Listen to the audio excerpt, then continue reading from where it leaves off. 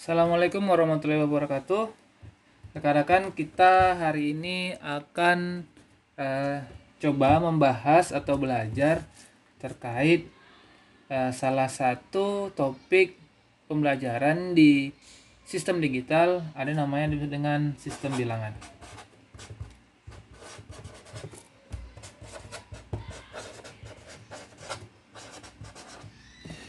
Nah, dalam sistem digital itu ada 4 operasi bilangan yang biasa dipelajari atau yang akan kita pelajari. Yang pertama adalah bilangan biner. Yang kedua adalah bilangan oktal.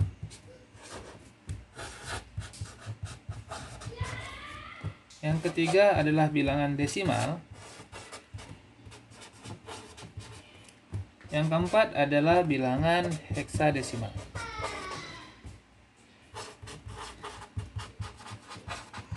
Nah, keempat ini akan kita pelajari di sesi ini. Jadi silakan rekan-rekan simak video ini untuk agar teman-teman bisa mengerti bilangan-bilangan ini, baik nanti dari notasinya, kemudian konversinya atau konversi bilangan, dan selanjutnya aritmatikanya, khususnya di penjumlahan dan juga pengurangan.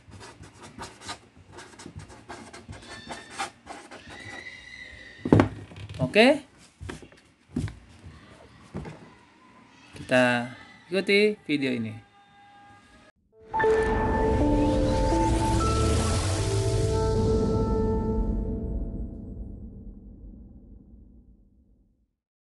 Yang pertama akan kita pelajari adalah bilangan biner. Nah, dalam bilangan biner itu terdapat yang disebut dengan redik atau basis. Nah, jadi bilangan biner itu memiliki basis sama dengan 2. Apa itu basis 2? Karena bilangan biner hanya terdiri dari 2 jenis angka atau disebut dengan redik yang disingkat dengan R, ini pakai X ya. Kemudian sama dengan 2, yaitu apa saja bilangnya 0 dan 1. Jadi bilangan biner hanya memiliki 2 angka, yaitu 0 dan 1. Nah, ini teman-teman harus hafal ini. Nah, kemudian untuk bilangan oktal. Bilangan oktal memiliki basis bilangan sama dengan 8, atau R-nya atau rediksnya itu sama dengan 8. Apa aja bilangan oktal yang perlu kita ketahui? 0, 1, 2, 3, 4, 5, 6, 7, dan yang 7, sampai dengan 7. Jadi, kenapa disebut dengan 8? Karena angka 0 itu dihitung 1, ini 2, 3, 4, 5, 6, 7, 8. Jadi maksudnya adalah bilangan ini berjumlah 8 digit, 8 buah atau 8 buah. Ya, memang sampai 7. Sama seperti untuk biner tadi, dikatakan 2 karena ini 1 dan ini 2. Oke ya, ini mudah ya. Teman-teman saya rasa akan cepat paham yang ini. Nah, selanjutnya kita akan pelajari bilangan desimal. Bilangan desimal adalah bilangan yang sebenarnya kita pergunakan dalam keseharian kita atau dalam kehidupan kita. Jadi bilangan desimal ini memiliki notasi atau memiliki lambang sebanyak 10 buah atau yang dikenal dengan R-nya atau basis 10 gitu. Dikenal dengan apa saja bilangan desimal tersebut? Ada 0, 1, 2, 3, 4, 5, 6, 7, 8, dan 9. Jadi ada 9. 0 sampai dengan 9. Nah, bagaimana dengan bilangan 10 gitu ya? 10. Ya, 10 atau 13 misalnya. 13 ada di desimal, tapi 13 sebenarnya tersusun dari dua jenis simbol ini, yaitu 1 dan 3. Jadi kita mengenal angka 13 dengan simbol 1 dan 3. Nah, jadi maksudnya adalah di desimal hanya mengenal simbol 10 simbol ini. Sementara di oktal mengenal 8 simbol ini. Nah, atau sampai dengan 7. Dan kemudian di biner hanya mengenal 2 buah simbol. Seperti itu. Nah, itu makanya disebut dengan desimal 0 sampai 9 dengan basisnya 10. Tadi kita ulangi, 10 ini dihitung 0 ini dihitung 1. Jadi kalau mudahnya radix adalah gitu ya. Radix adalah n ditambah 1. N itu apa? N adalah jumlah maksimal daripada simbolnya, lalu ditambah 1. Itulah radixnya. Ini radix ya. Jadi tulisan radix itu saya ralat seperti ini tulisannya. Radix. Nah, seperti itu. Oke. Nah, selanjutnya adalah bilangan heksadesimal.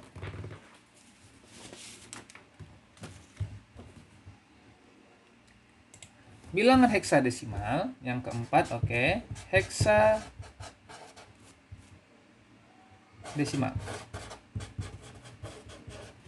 Bilangan heksadesimal memiliki basis 16.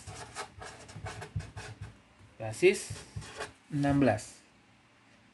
Atau R sama dengan 16. Apa saja bilangan heksadesimal yang ke-16 tadi?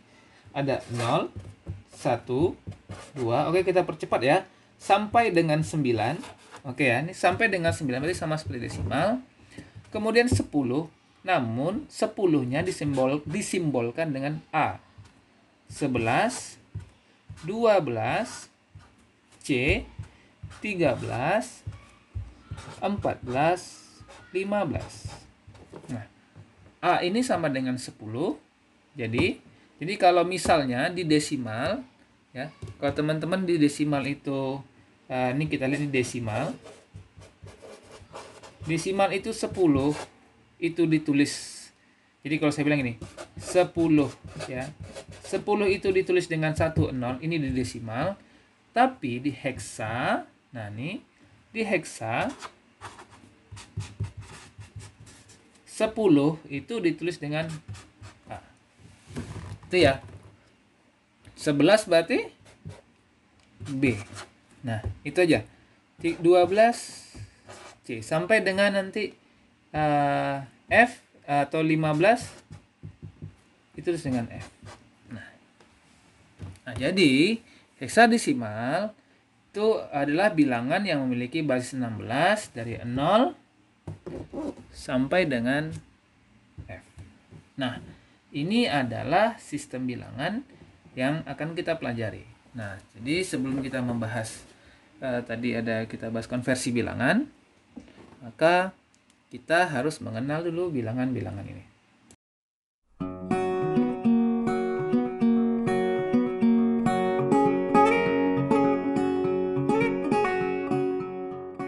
Kita masuk topik yang kedua, yaitu disebut dengan konversi bilangan. Apa itu konversi? Jadi konversi ini adalah perubahan dari bilangan jenis satu dengan jenis lain yang memiliki makna yang sama. Jadi saya katakan ini makna yang sama.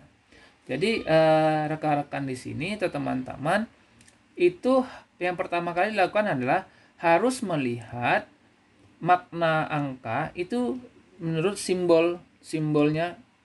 Jadi harus dipisahkan. Jadi ini ada simbol, ini ada makna angka. Nah, seperti saya katakan yang saya tulis sebelumnya, saya jelaskan, jika kita punya makna angka 10, nih ya, pertanyaannya 10 ini bagaimana cara menggambarkan angka 10 di bilangan biner. Jadi saya beriin kodenya kalau 2 nih biner gitu ya.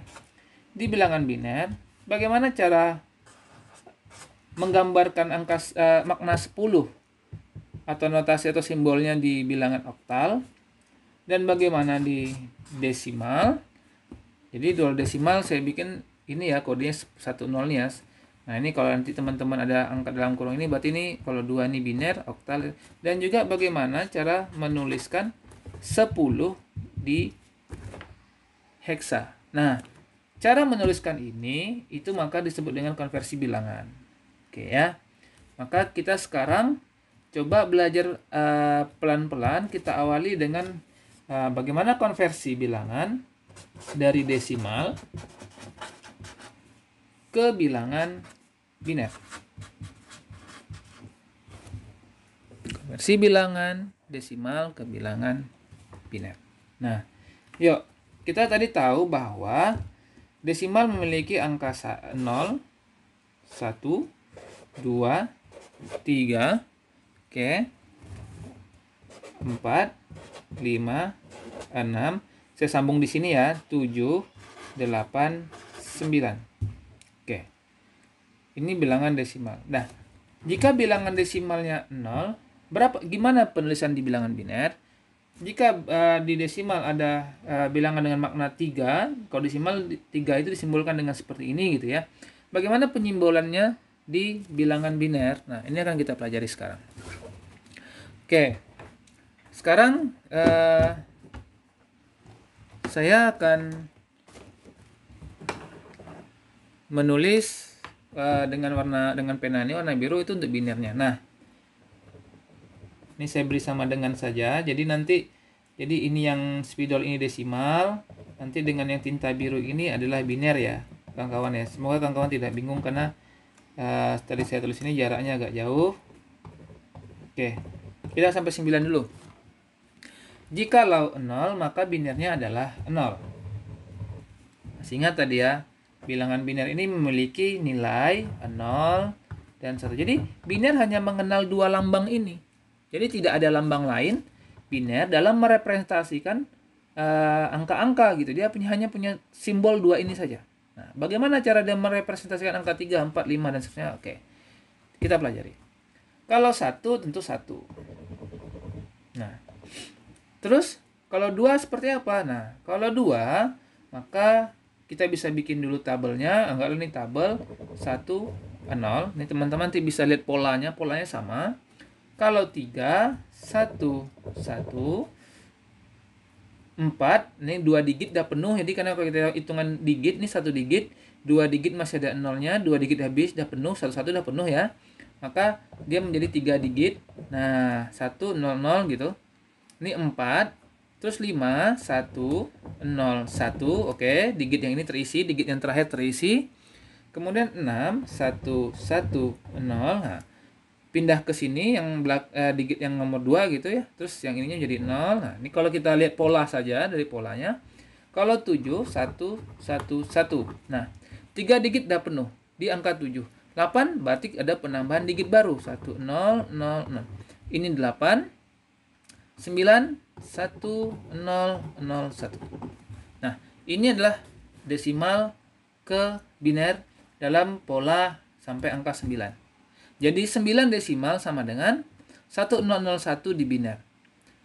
Untuk pemaknaannya, kalau kita maknakan dalam bilangan desimal atau kita maknakan gini, ya ini adalah lambang daripada 9. Nah, ini ya. Anggapnya yang saya tulis ini adalah pemaknaan. 1001 juga pemaknaannya adalah 9 gitu.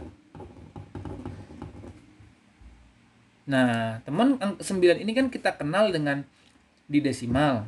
1001 ini sama maknanya 9 juga, cuman angka 101 adalah angka biner. Oke, bisa dipahami ya. Nah, kemudian pertanyaannya bagaimana jika kita memiliki angka besar, tidak angka kecil. Nah, contohnya kita misalnya memiliki angka 138 deh gitu aja. 100 atau oke, kita untuk belajar awal kita bikin 2 digit dulu. Bagaimana untuk jika kita punya ya di sini, oke saya cari di sini saja, kita hemat kertas gitu.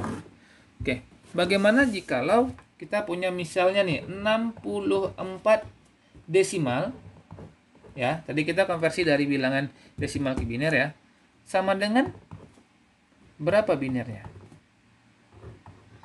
Nah, kan itu pertanyaannya. Jadi berapa binernya ini gitu ya.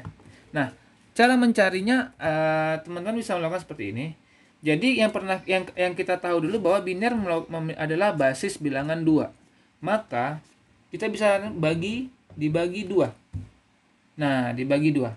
Nah, kemudian gini, 2 kali berapa yang hasilnya mendekati 64 atau sama dengan tapi tidak boleh lebih. Gitu ya. Perkalian 2 kali berapa yang hasilnya mendekati 64 atau sama dengan tapi tidak boleh lebih. Tidak boleh lebih dari 64. Nah, di sini kita tahu bahwa 64 ini adalah 32 dikali 2. Oke, 32 dikali 2 sama dengan 64, berarti pas ya. Maka kalau dibilang pas, maka di sini ada selisihnya sama dengan 0. Kenapa dia 0? Karena pas. Nah, oke, kita lanjutkan dulu. Kemudian dibagi 2 lagi, berapa? Kan gitu. Berapa dia yang kemudian dikali 2 tapi hasilnya bisa mendekati atau sama dengan tapi tidak boleh lebih. 16 kali 2 32. Berarti pas. Sama dengan 0. Selisihnya 0. Nah, gitu ya. Kemudian dibagi 2 lagi. Dibagi 2 lagi. Oke, kita panjang 8. Kemudian selisihnya 0 karena pas bagi. Oke.